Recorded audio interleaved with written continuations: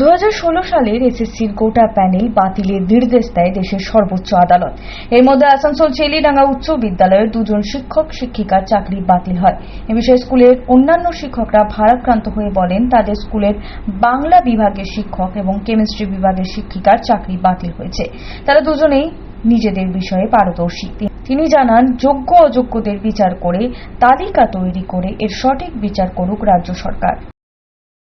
স্কুলের 2 জন শিক্ষক শিক্ষিকা আছেন, শিবানী মণ্ডল, কৌশিক বিশ্বাস, আরেকজন গ্রুপ স্টাফ আছেন, পার্থসারথী।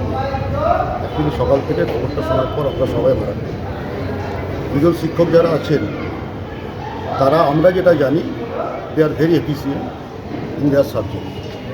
এই প্রশ্নে কোনো দ্বিধা নেই। তারা তাদের ক্লাসে পড়ানোর দক্ষতা, তাদের ক্লাস নেওয়ার ক্ষমতা সবটাই হচ্ছে সঠিক। আমরা চাইব যে অন্তত যোগ্য অযোগ্যের তালিকা তৈরি করে সরকার একটা দায়িত্ব নিন যে যারা যোগ্য তাদের চাকরি যাতে বহাল থাকে। এই বয়সে যদি চাকরি তাদের চলে যায় তাহলে নতুন করে তাদের নানা রকম সমস্যা তৈরি হবে।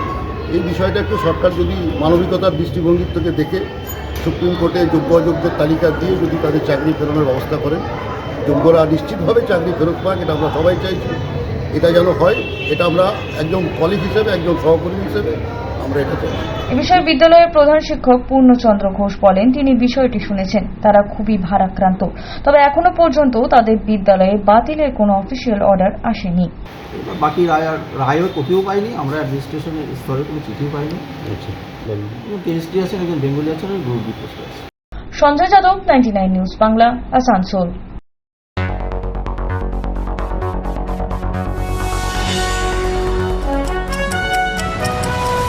আপনারা দেখছেন 99 নিউজ বাংলা। বদলাবো আমরা।